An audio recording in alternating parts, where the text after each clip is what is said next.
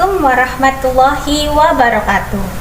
Saya Jupa Khairani dari SD Negeri 054876 Cinta Dapat, Kecamatan Selesai, Kabupaten Langkat, Provinsi Sumatera Utara.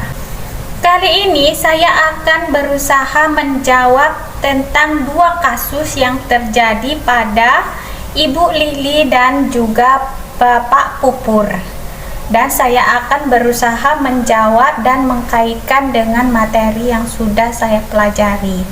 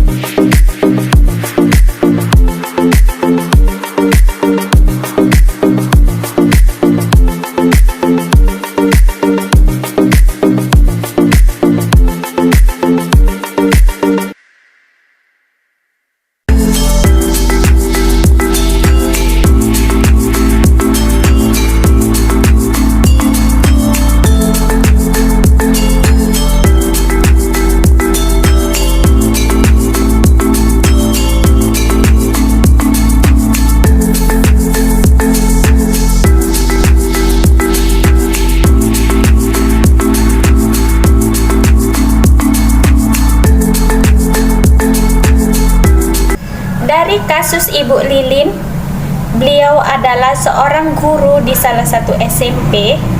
Dia mengajar di sekolah unggulan dan biasanya dia mengajar dengan tertib, siswanya rajin, aktif belajar. Tetapi sifat Ibu Lilin berubah setelah digulirnya PPDB zonasi, karena beliau menerima siswa yang berbeda karakter.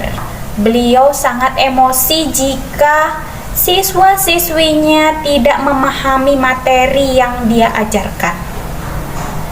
Beliau sering marah-marah, menggeprak meja, emosi karena kondisi kelas yang susah dikendalikan. Jika kita kaitkan dengan filosofi Ki Hajar Dewantara, yaitu tentang tujuan pendidikan. Tujuan pendidikan adalah menuntun segala kekuatan kodrat yang ada pada anak-anak dan mencapai keselamatan dan kebahagiaan yang setinggi-tingginya.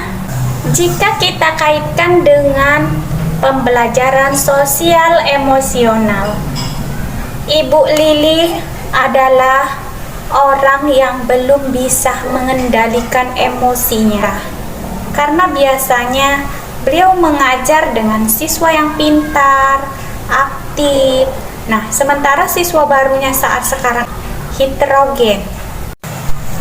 Ada yang mudah menerima pelajaran dan ada juga yang sulit menerima pelajaran. Mungkin karena faktor kebutuhan siswa. Ada yang suka dengan pelajaran, misalnya suka dengan pelajaran matematika. Tentunya mereka belajar optimal dan mereka mudah menerima pelajaran. Tetapi jika siswa tidak menyukai pelajaran matematika, tentunya mereka malas belajar. Makanya kita sebagai seorang pendidik, paling tidak kita harus bisa membangkitkan minat dan motivasi kepada siswa. Sehingga walaupun mereka tidak suka belajar matematika, ya kita harus mengupayakan agar mereka bagaimana bisa tertarik dengan untuk belajar matematika. Karena sesungguhnya tidak ada orang yang bodoh. Misalnya seperti tanaman jagung yang bibitnya itu biasa-biasa saja, tetapi kita rawat, kita pupuk, tentunya jagung tersebut akan tumbuh dengan optimal. Dan begitu juga dengan peserta didik kita.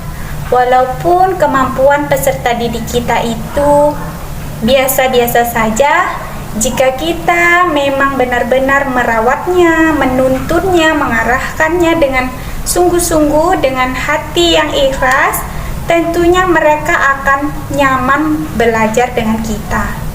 Dan siswa pun dengan senang hati, memang mereka ingin kesungguhan hatinya untuk belajar. Nah, kalaupun misalnya siswa tersebut ada kemauan untuk belajar, tentunya pembelajaran yang dilaluinya juga lebih bermakna. Sekarang, mulai dari diri saya juga akan berusaha merubah pemikiran saya. Kenapa siswa itu susah menerima pelajaran yang saya berikan? Nah, saya akan berusaha, kalau dulu saya mikirnya, anak ini kok bandel, anak ini kok tidak mau mengikuti peraturan saya. Nah, sekarang sudah berubah pemikiran seperti itu sejak saya mengikuti program guru penggerak ini. Saya lebih memikirkan dari dalam hati, dari dalam diri saya. Saya lebih mengkoreksi diri saya. Mungkin pembelajaran yang saya sampaikan itu mungkin tidak tepat atau kurang tepat, sehingga siswa tersebut tidak bisa menerima pelajaran kita. Bisa jadi pembelajaran kita yang salah. Nah, untuk itu kita sebagai seorang pendidik, kan tujuan kita adalah menuntun kekuatan kodrat yang ada pada peserta didik. Jadi kalaupun misalnya kita mengajar, kita harus bisa menjalin komunikasi dengan baik dengan peserta didik kita, berkolaborasi, saling melengkapi, dan memang saling membutuhkan. Kita akan mengajar peserta didik kita dengan cara yang berkolaborasi, karena guru bukanlah satu-satunya informasi. Guru bukanlah satu-satunya sumber informasi, tetapi sesuai dengan kodrat zaman seperti sekarang ini yang teknologi semakin canggih, siswa bahkan mudah menerima informasi-informasi yang terbaru di dunia pendidikan.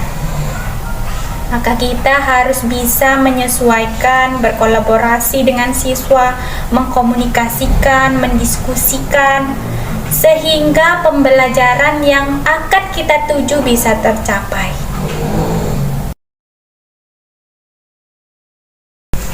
Jika saya berada di posisi seorang kepala sekolah, saya akan memanggil Ibu Lilin dan mengkomunikasikan permasalahan yang sedang ia hadapi. Saya akan membantu Ibu Lilin untuk menyelesaikan masalahnya.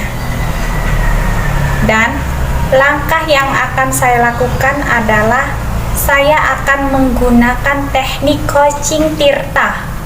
Di sana saya bisa menggali potensi yang ada pada Ibu Lilin.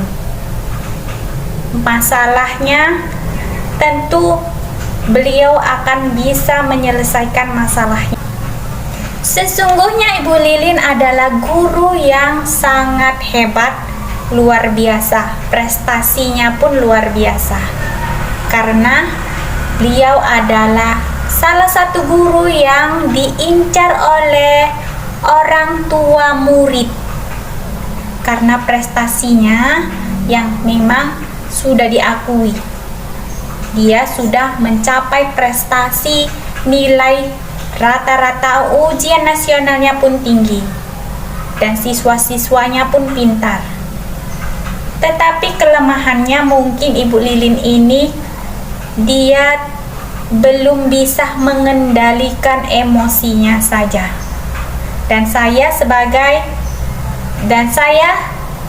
Misalnya saya sebagai kepala sekolah, saya akan menuntunnya, mendampinginya untuk membuat Ibu Lilin tadi berubah sehingga dia bisa menerima perbedaan siswa-siswinya yang berbeda-beda karakter.